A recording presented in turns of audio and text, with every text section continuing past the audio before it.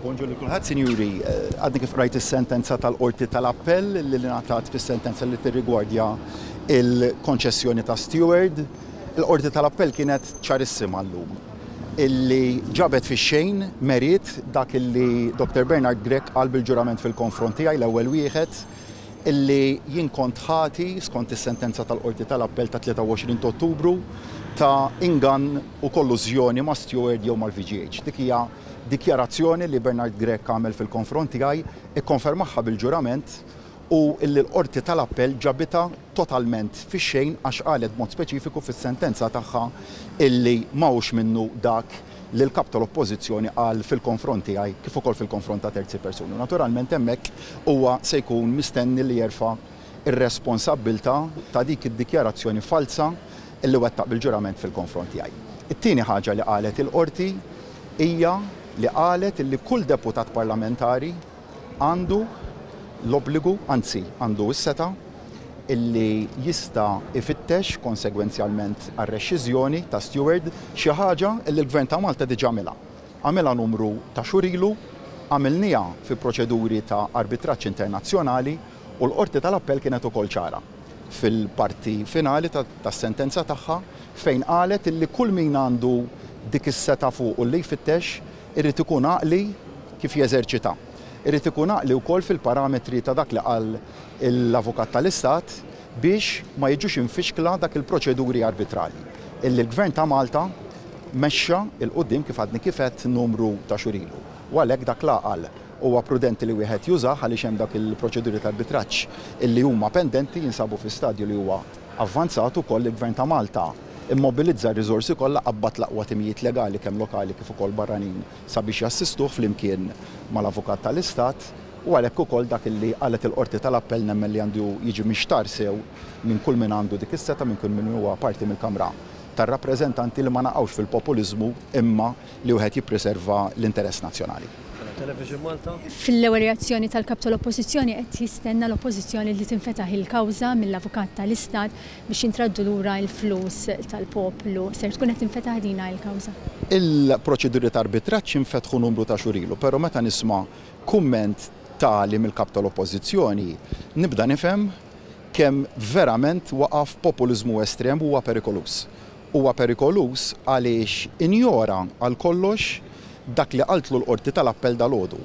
Meta l-Qorti tal-Appell appellat għall-għaqal dwar jekk għandhomx ikun hemm proċeduri addizzjonali għall-arbitraġġ jew issa jew saħansitra l-qudiem ukoll, meta l-Qorti tal-Appell appellat għall-għaqal jekk wieħed għandux jeżerċita dik is-seta l-kap tal-Oppożizzjoni l-ewwel reazzjoni tiegħu jgħid illi minnu fih għandhom jinfetħu proċeduri addizzjonali. Dak jurik kemm mhux biss qiegħed jinjora totalment dak illi qaltlu l-Qorti, imma joħroġ hawn barra jipprova jaqleb ta' taħt fuq dak li qalet il-Qorti basta ikun populist għaliex il-kap tal-Oppożizzjoni ma jinteressax mill-legalità ta' din il-kwistjoni, jinteressah biss li jipprova jakkwista xi punti politiċi, nemmen ukoll li l-maturità politika moqrija wkoll ma dak li qalet il-Qorti tal-Appell illum timmerita ferm aktar u aħjar minn hekk tal-Gvern diġà ħa il-passi kollha fi proċeduri arbitrali illi kellu jieħu u se jibqa' jara li jippreserva l-interess nazzjonali li l-immi joqgħod jipprova jiskorja punti politiċi partiġani.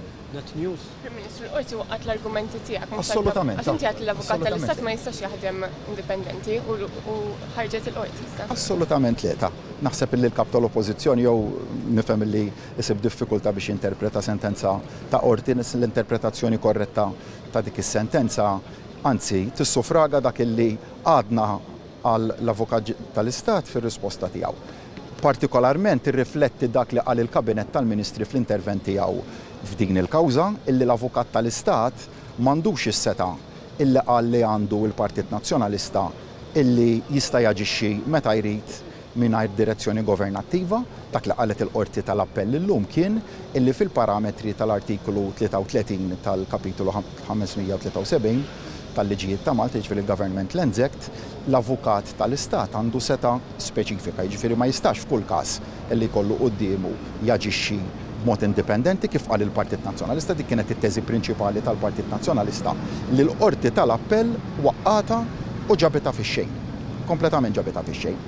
Anzi, l-Avukat tal-Istat qal li meta l-liġi hemm liġi speċifika li tagħtih seta li jaġixxi huwa jista' jaġixxi u l-Qorti tal-Appell dak li qalet dalgħodu kien illi f'dan il-każ partikolari hemm dispożizzjoni partikolari li tagħti lilu u lil kull membru parlamentari dik is-seta' li jaġixxi. Min il-kawża fejn ma ftaħtex inti Prim Ministru? Ftaħnija numru ta' xurilu aħna diġà. Ftaħnija le għandek żball kbir ta' il-kawża li l-Qorti tal-Appell iddeċidi dwarha dalgħodu. Le, permetti li wieġbek. Ftaħnija numru ta' xurilu. Dik l-iktar ħaġa li l-Partit Nazzjonalista qed jipprova jiddevja minnha. Dik hija l-iktar ħaġa essenzjali f'dan kollu. Illi aħna ma qadniex nistennew is-sentenza ta' dalgħodu jew xi ħaġa oħra sseħħ, aħna ħadna l-isptarijiet lura. Iżda iktar minn hekk, kien hemm ġiet eżerċitata seta li toħroġ mill-kuntratt u ma qadniex nistennew il-Qorti tal-Appell tiddeċiedi.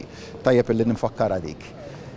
Il-Gvern eżerċita il-jettazzjoni tiegħu numru twil ta' xhur ilu billi fetaħ proċeduri ta' arbitraġġ. Steward fitxew lill-Gvern, il-Gvern wieġeb għal dik il-pretenzjoni ta' Steward u kontestualment għamel kontro talba. Jiġifieri fetaħ kawża biex impoġġiha bi kliem sempliċi. U dak li qalet il-Qorti tal-Appell illum illi fil-kuntest ta' dak il-proċeduri li fetaħ il-Gvern m'għandhomx il-politiċi jimxu bir-riga tal-populiżmu imma proċeduri ta' serjetà li ma bħala fejn il-Gvern jitressaq il-qudiem il-pretenzjonijiet tiegħu fil-waqt li jiddefendi bl-aqwa mod kontra l-pretenzjonijiet ta' Steward għax tajjeb illi ngħidu wkoll li l-Steward qiegħda tressaq il-pretenzjonijiet tagħha u wieħed għandu jħalli l-kors ta' dak il-proċeduri għaddejjin.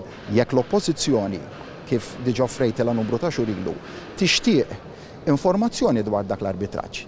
Il-Gvern basta jinżammu bil-konfidenzjalità lest illi noffru dik l-informazzjoni. Jien nemmel li din il-kwistjoni m'għandix titqies f'termini populisti imma hija kwistjoni nazzjonali u hemmhekk ukoll il-Gvern u l-Oppożizzjoni m'għandhomx iġibu din il-kwistjoni waħda partiġjana imma għandna anzi nikkoperaw flimkien ħalli naraw li jekk hemm xi jista' jiġi rkuprat favur l-Istat Malti, allura flimkien jirnexxilna nirkupraw dak l-ammont. Però l-Gvern ħa l-azzjoni kollha li kienet meħtieġa.